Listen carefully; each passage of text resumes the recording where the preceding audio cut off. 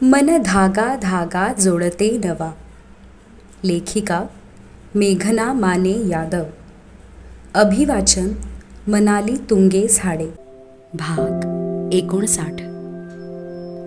हम तुमसे ना कुछ कह पाए, तुम हमसे ना कुछ कह पाए. दादीजी, हा मोठा डब्बा सगळ्यांसाठी आणि ही छोटी बॉटल तुझ्यासाठी आणि हा केकचा डब्बा मेघा आंटीने पाठवला आहे. 8च्या आसपास घरी पोहोचता क्षणी जियाने बॅगमधून सामान काढत रीमाजींच्या हातात दिले. ओ, बासुंदी सगळ्यांसाठी. आणि हे काय? बढिया, मेरा फेवरेट निंबू अचार. रीमाजी एक एक डबे उघडून बघत होत्या. येस, बासुंदी बनवायला मी पण मदत केली. सकाळी भरपूर बनवून तुमच्या सगळ्यांसाठी फ्रीजमध्ये ठेवली. डॅडला स्वीट डिश आवडते ना. हळूच डोळे मिचकावत जियाचे सांगणे अन रीमाजीही मोकळं हसल्याच. हाँ जिया बेटा, राजीव को मीठा तो बहुत पसंद है. बस उसके लिए ये सब प्यार से बनाने वाली मीठी मेघा भी इसे पसंद आ जाए तो अच्छा है. पण जेवणाच्या वेळी डायनिंग टेबलवर राजीवने हजेरी लावलीच नाही. महत्वाचा कॉल आहे, नंतर जेवतो असे सांगून घरात पाऊल ठेवता क्षणी स्टडीमध्ये शिरलेला राजीव काही बाहेर आलाच नाही. पण जियाने आंटीकडे घालवलेला 1.5 दिवस आणि आजची संध्याकाळ याचं सुंदर आणि यथासांग वर्णन दादाजी समोर केले.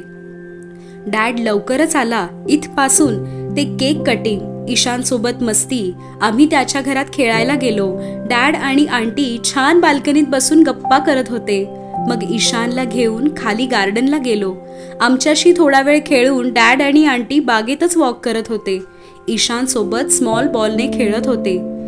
जेवताना मध्येच थांबली, आजूबाजूला पाहिले. डॅड जवळ नाही ना याचा कानोसा घेतला. हळू आवाजातच कुजबुजली, दादीजी हे सिक्रेट आहे, पण आय थिंक डॅड आणि मेघा आंटीची छान फ्रेंडशिप झाली आहे. ते दोघे सोबत हॅप्पी असतात. डॅडला मी एवढे खुश आणि हसताना आधी कधीच पाहिले नाही. इट्स मेघा आंटी का मॅजिक. हे सांगताना तिच्या चेहऱ्यावर प्रचंड आनंद अन आशेने लुकलुकणारे डोळे. सोबत बसलेल्या दादीजी आणि समोर बसलेले दादाजी दोघेही आश्चर्याने एकमेकांकडे पाहत छानसे हसले. 9:30च्या सुमारास जेवणानंतर ओटा आवरणाऱ्या राधाताई, सोफ्यावर बसलेल्या आज्जो आजींना गंमत जम्मत सांगणारी आर्या आणि डायनिंग वरची एक एक भांडी आत नेत ठेवणारी मेघा हळूच सर्वांकडे पाहत होती. आई बाबा आणि राधाताईंच्या हसऱ्या नजरा झेलत मनातून सुखावत होती, पण चेहऱ्यावरून काहीच कळू देत नव्हती. आज्जो, अंकलनी जे 6 मारली ना बॉलला, डायरेक्ट फर्स्ट फ्लोअरच्या सिन्हा अंकलच्या बाल्कनीत. इतर वेळी ते बॉल देतच नाहीत, पण आज राजीव अंकलना बघून कसा काय दिला समजलंच नाही. आणि फुटबॉलमध्ये पण त्या ए विंगच्या टीमला आज आम्ही हरवले. Uncle Roxx. मी तर एव्हरी संडे अंकलला इकडे खेळायला बोलवणार आहे. आर्या, काहीही काय, बिझी असतात ते. दर संडे फुटबॉल काय. मेघा डायनिंग पुसताना थांबली अन ओरडलीच, मम्मा ते मी आणि अंकल ठरव, तू राहू दे. मी बोलावले ना तर ते येणारच. आर्यानेही तेवढंच ठणकावून सांगितलं. मेघाचा उसासा अन तशीच किचनमध्ये निघून गेली. दर संडे काय, कसं वाटतं ते. आर्या पण ना, हिने खरंच असं सांगितलं असेल का. बापरे, हे येणार नाहीत ना दर रविवारी. आजही आर्याने किती हट्ट केला. म्हणे राजीव अंकल फुटबॉल खेळायला येणार आहेत, हा गाजावाजा आधीच ठरवून ठेवलेला. मग काय, खाली जावंच लागलं. एकतर आज गार्डनमध्ये त्यांच्यासोबत फिरताना थोडं वेगळंच वाटत होतं. म्हणजे काही ओळखीच्या लोकांनी उगाच थांबून चौकशी केली, हे कोण. काही पॅरेंट्स मुलांना घेऊन गार्डनमध्ये होते. आम्हा दोघांना बेंचवर बसून बोलताना पाहून त्यांच्या नजरेत प्रश्न जाणवलेच. तरी ईशान आमच्यासोबत लुडबुड करत बॉलने खेळत होता. आणि सिन्हा अंकल त्या क्रिकेटच्या बॉल सोबत उतरली ना खाली. ओळखलं त्यांनी राजीवना, सुप्रीम CFO म्हणून. नशीब सिन्हा आंटी सोबत नव्हत्या, पण अंकल तर आंटींना जाऊन सांगणारच. आणि आमच्या सोसायटीच्या या BBC सिन्हा आंटी सगळीकडे बातमी पसरवणार. मेघा के साथ आज गार्डन में राजीव मेहरा थे, जिया आर्या स्कूल के फ्रेंड्स है. आणि देव जाणे अजून काय काय. नाही, मी राजीवना स्पष्टच सांगेन, दर रविवारी नको. हे असे भेटणे उगाच लोकांना बोलायला नवीन विषय. फ्रीज तर आज मिठाईच्या डब्यांनीच सजले आहे. आणि माझे टप्परवेअरचेही डब्बे आले बरं. एकात काजू कतली आणि एकात मोतीचूर लाडू. मेघा, सिद्धार्थला थँक्स सांग हा. आई फ्रीजमध्ये डोकावतच बोलत होती, पण चेहऱ्यावर मिश्किल हसू होतेच. सिंकच्या नळाखाली हात धुणारी मेघा, आई पण ते तर राजीवजींच्या मॉमनी. वळून पाहिले तर आई कमरेवर हात ठेवून हसत होती. मेघा, कोणाच्या मॉमनी? आईचा खोडकर स्वर. आई तू पण ना. तशीच नॅपकिनला हात पुसत लाजत मान खाली घालूनच आत पळाली.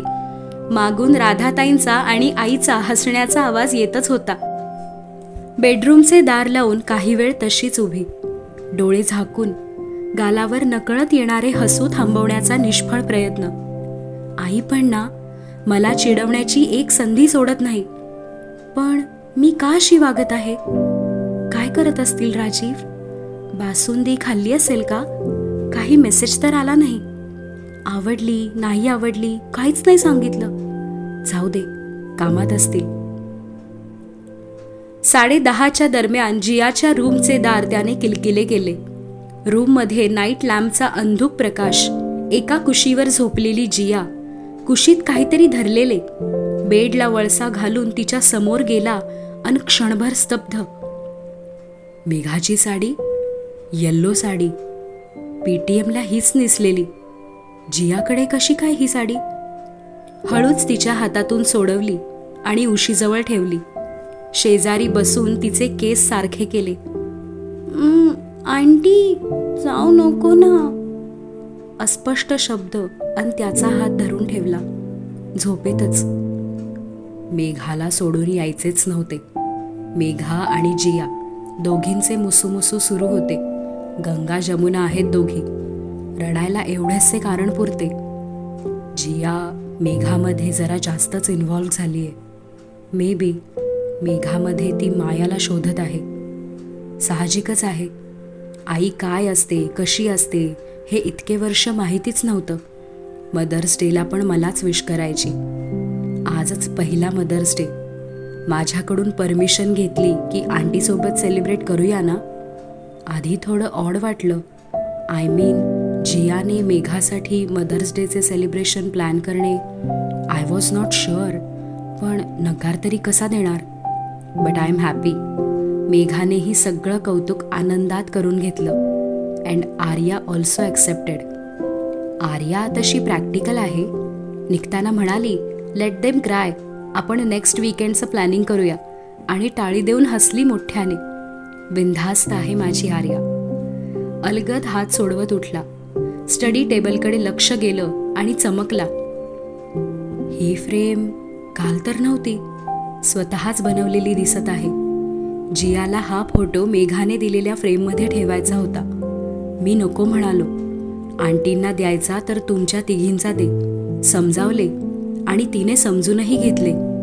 पण हा फोटो तिच्या जास्त जवळचा आहे.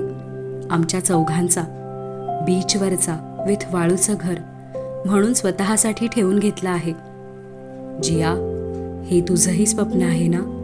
आता तूच विश कर की हे स्वप्न लवकरच पूर्ण होईल.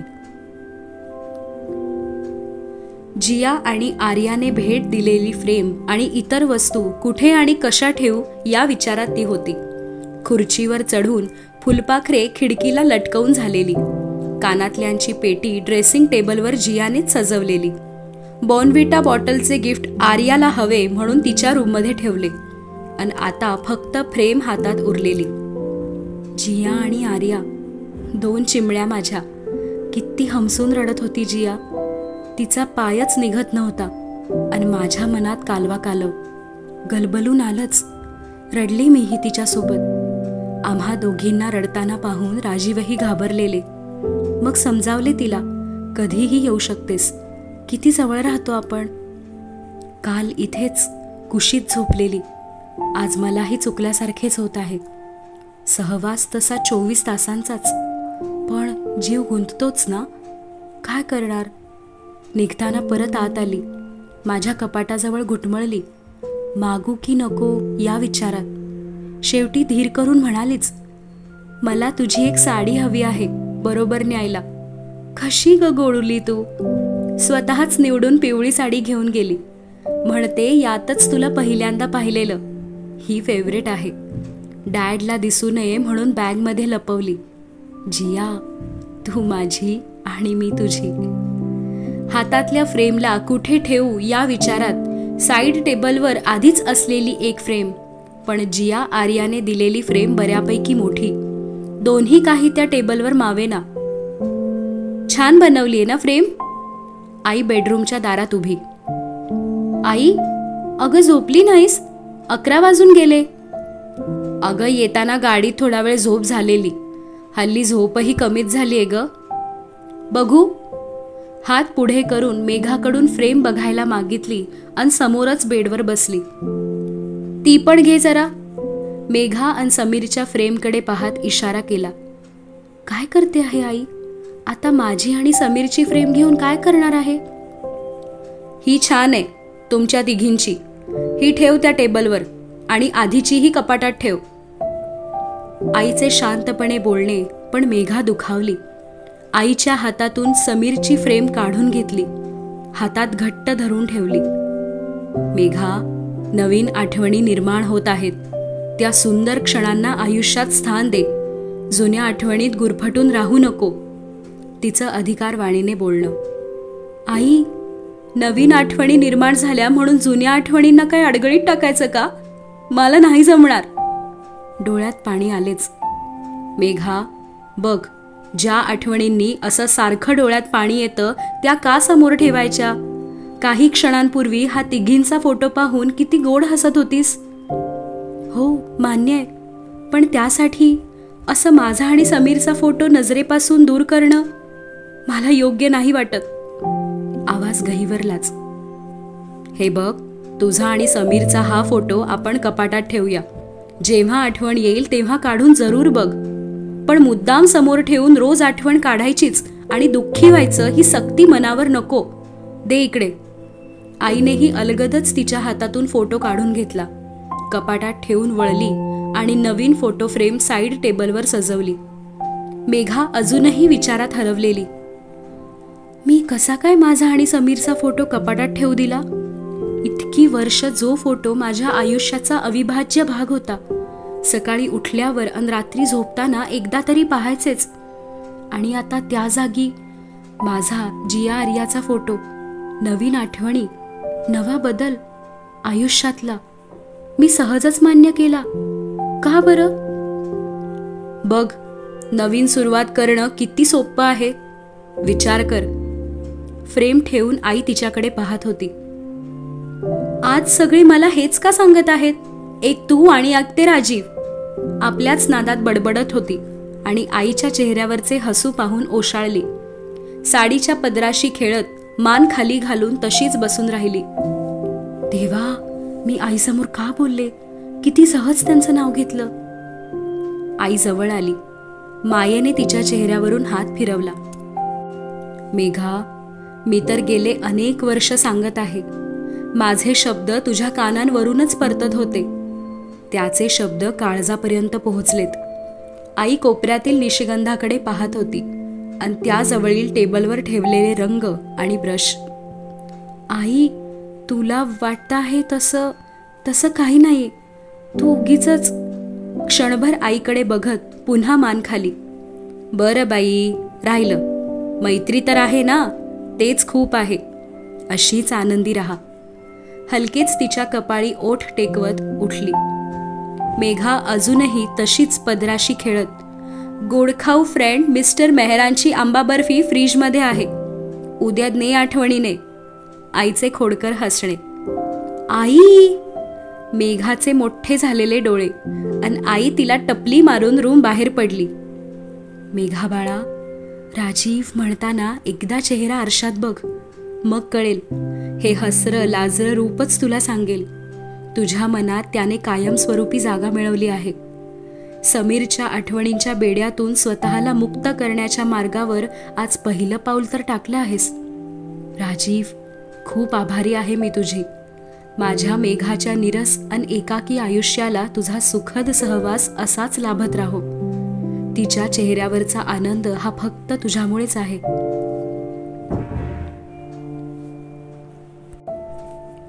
मेघाने लॅपटॉप उघडला.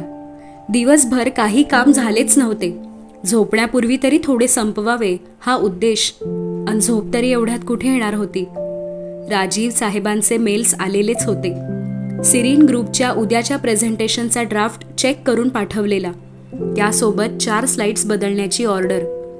CFO जी, तुम्हाला कामात विनंती करणं जमतच नाही.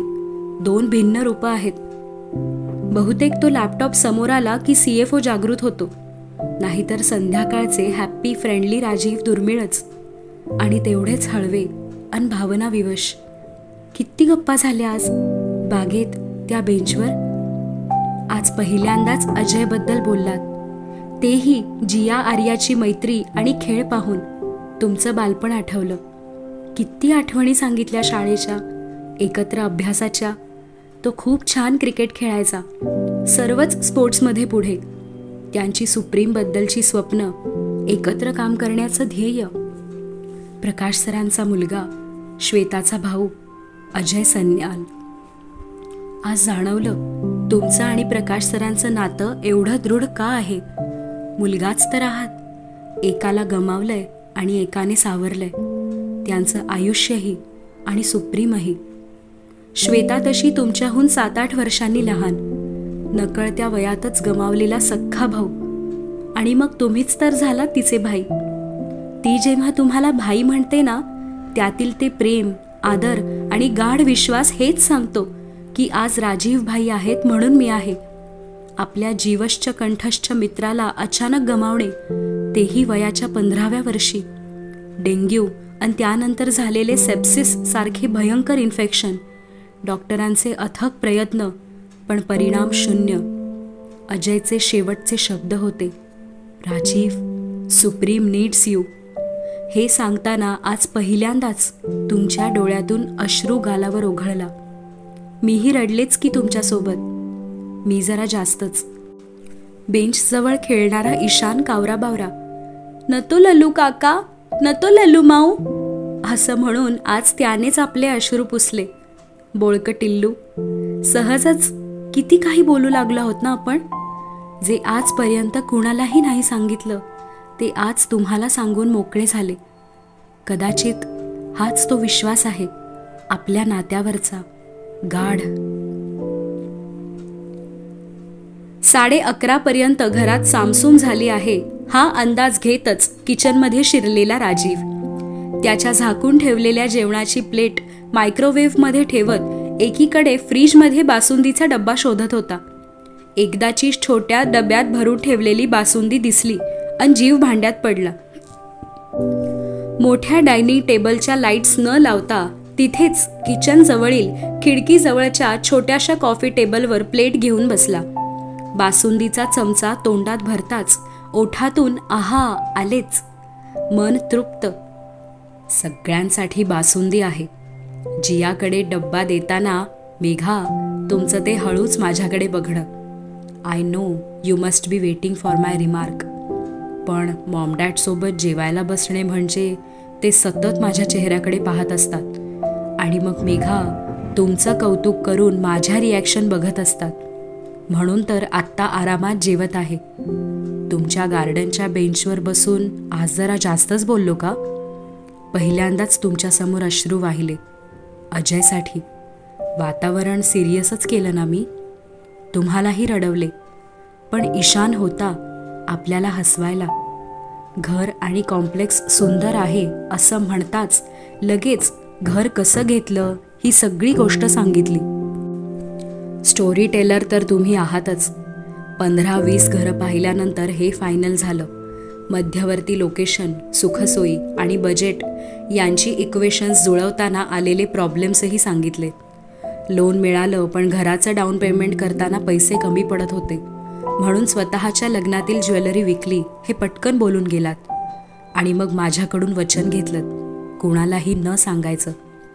आईबाबांना माहीत नाही, कळलं तर खूप वाईट वाटेल. असंही दागिने माझ्या कामाचे नव्हते, पण घर घेणं गरजेचं होतं. प्रत्येकाला हक्काचं घर हवंच, जिथून आपल्याला कुणीही बाहेर काढू शकणार नाही. हे सांगताना जुनं काहीतरी तुम्हाला आठवलं, पण बोलला नाहीत. मग इंटिरियरवर फारसे पैसे खर्च नाही केले. तुम्हाला वाटेल घर असं कसं, पण गरजेचं तेवढंच सामान सुरुवातीला घेतलं. आता हळूहळू सजवते आहे, जमेल तसे. किती सहज सांगितलं. मेघा, तुमच्या आयुष्यातील एवढी महत्त्वाची गोष्ट शेअर केलीत यातच मला आनंद. आपल्या नात्यात हाच मोकळेपणा आणि विश्वास मला हवा आहे. गार्डनमधून निघायच्या काही मिनिट आधी तुम्ही तेच गाणं गुणगुणत होता. मी बेंच मागच्या झाडाजवळ उभा होतो. ईशानने फेकलेला बॉल आणायला गेलेलो आणि गाणं ऐकत तिथेच थांबलो. सांज ये गोकुळी, पण आज तुमचा चेहरा आनंदी होता. ईशानने आणून दिलेलं फूल हातात मिरवत त्याला कुशीत बसवून गाणं गात होता. सहज मागे पाहिलं आणि गोड हसलात. तेच हसू आजही डोळ्यांसमोर आहे आणि गाणं माझ्या कानात. कदाचित आज हे माझ्यासाठी होतं. सहजच फोन उचलला आणि मेसेज केला. मेघा नुकतीच आर्याच्या रूममध्ये आलेली. एसीने थंडगार केलेली रूम. क्षणभर शहारलीच. टेम्परेचर बदलले तशी आर्या वळवळली. एकतर पांघरून नीट घ्यायला नको आणि एवढ्या थंडीत झोपायचंय. अंकल, तुम्ही येणार ना खेळायला? प्लीज या. मम्मा नाही म्हणाली तरी या.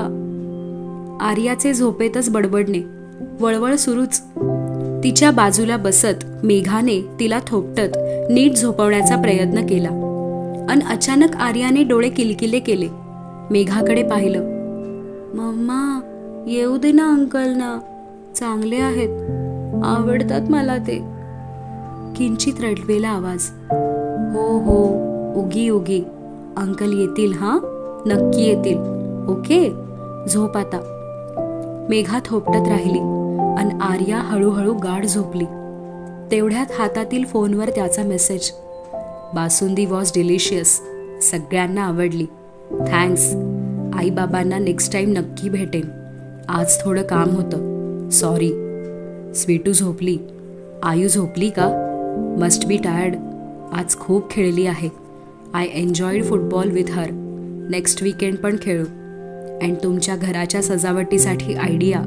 सोफ्याच्या मागच्या वॉलवर तुम्ही केलेलं लँडस्केप पेंटिंग उद्यापासूनच सुरू करा. न्यू बिगिनिंग, विसरू नका. राजीव. स्वतःशीच हसली. हे काही पेंटिंग्सचा विषय सोडणार नाहीत. करावंच लागतंय बहुतेक पेंटिंग आता. पुन्हा आर्याच्या डोक्यावरून हात फिरवत राहिली. आर्या, जमेल का ग आपल्याला मूव्ह ऑन होणं? राजीव अंकलची लाडकी बनत आहेस, तेही तुला माझी आर्या म्हणत असतात. खूप सहजच त्यांनी तुला आपलं मानलंय. बच्चा, मला तुझीच काळजी आहे ग. होईल ना सगळं ठीक? तू आहेस ना मम्मा सोबत? खूप मोठा निर्णय आहे ना ग, पण काहीही झालं तरी तुझे राजीव अंकल आणि जिया आपल्यासोबत खंबीरपणे उभे राहतील, हा विश्वास आहे. New beginning. आर्या शांत झोपली हे पाहून पुन्हा मोबाईल उचलला. न्यू बिगिनिंग, पेंटिंग, थिंकिंग, विचार सुरू आहे. मुद्दाम त्याला छळायला केलेला मेसेज. अन पुढच्याच क्षणी कॉल आलाच. आर्याच्या रूमचं दार हळूच लावत आपल्या बेडरूममध्ये शिरताच फोन उचलला. अन उचलता क्षणी खुदकन हसायला आलेच. Why are you laughing? त्याचा कडक आवाज. बस यूही, त्याच्या आवाजाची नक्कल. And what was that? Thinking. अजून किती विचार करायचा आहे? त्याच्या आवाजात आता हसू मिसळलेलं. महत्वाचे निर्णय घेताना नीट विचार करावाच लागतो. तिचंही हसरं उत्तर. ओके, यू कीप थिंकिंग आणि मी रिमाइंड करत राहीन. निश्चयी स्वर. ते का म्हणून? ते काय आहे ना मिस जोशी, मी वीरू सहस्त्रबुद्धे नाही. माय approach is more like Rancho उर्फ फुनसुक वांगडू. हम कमजोर स्टुडंट्स का हात नहीं छोडते. खळखळून हसला. कमजोर स्टुडंट मी? ते का? आवाजात चिडचिड. येस, तुम्हीच. कमजोर और कन्फ्युज्ड. पेंटिंग करायचे की नाही किती छोटा डिसिजन आहे, तो घ्यायलाही एवढा विचार. सो जोपर्यंत तुम्ही डिसिजन घेत नाही, हा रॅन्चो उर्फ राजीव तुम्हाला आठवण करून देत राहणार. त्यावर तिचं मनमोकळं हसू. आणि त्यानंतर मध्यरात्री रंगलेल्या गप्पा, 3 इडियट्समधील आवडलेले क्षण, त्यातील फिलॉसॉफिकल मेसेज, त्यावर तिचं त्याला चिडवणं आणि त्याचं स्पष्टीकरण. Then what? प्रत्येक मूव्हीत काहीतरी लाईफ लेसन असायलाच हवं ना. तेच टिपिकल मूव्हीज पाहण्यात why should I waste 2 hours of my life? देवा, प्लीज नो मोर फिलॉसॉफी. बाबा रॅन्चो, मला माफ करा. आणि यावेळी त्याचे खदखदून हसणे. तिकडे तो तिने बनवलेली बासुंदी संपवत तिच्याशी हितगुज करत होता आणि इकडे ही त्याने दिलेल्या निशिगंधाच्या सहवासात त्याच्याशी मनमोकळं बोलत होती. रात्र अशीच सरत होती. सबस्क्राईबने मिळेल प्रोत्साहन, लाईक देईल समाधान, आणि शेअर केलेत मैत्रिणींसोबत तर आमच्या आनंदाला येईल उधाण.